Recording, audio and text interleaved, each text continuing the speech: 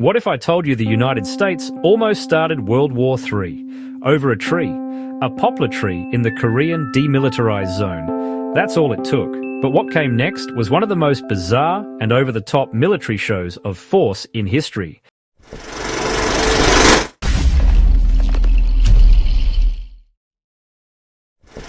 It all began on August 18, 1976, inside the Joint Security Area, that fragile border between North and South Korea. Two US officers, Captain Arthur Boniface and Lieutenant Mark Barrett, went to trim a poplar tree, blocking the line of sight between checkpoints. A simple job. In broad daylight. But then North Korean soldiers appeared, ordering them to stop.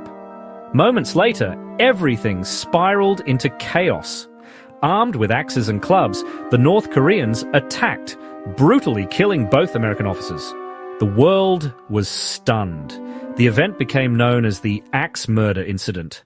3 days later, the United States retaliated, not with missiles, but with chainsaws. President Gerald Ford approved Operation Paul Bunyan, a massive mission designed to finish trimming that same tree and send a clear message to North Korea. At dawn on August 21st, 23 American and South Korean engineers arrived with chainsaws. But they weren't alone. They were surrounded by overwhelming force. 27 helicopters thundered overhead, including 7 Cobra gunships. 64 South Korean commandos stood ready for close combat. B-52 bombers circled high above, and an entire US aircraft carrier group waited off the coast. It wasn't just a mission, it was intimidation theatre on a global scale. North Korea responded in kind, lining up hundreds of soldiers across the border, all aiming weapons, but holding fire. And there, in the middle of the most dangerous border on Earth, US engineers calmly cut down the tree with chainsaws.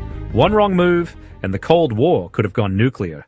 The United States even deployed nuclear-capable jets to South Korea as backup for a tree-cutting operation. And when the job was done, all that remained was a lonely tree stump wrapped in barbed wire, left there as a warning. The show of force worked. North Korea backed down and even expressed regret. Something incredibly rare. No shots were fired and no war erupted. Operation Paul Bunyan became a Cold War legend. The day a superpower proved a point with chainsaws and bombers. And here's the real image of the poplar tree from Operation Paul Bunyan.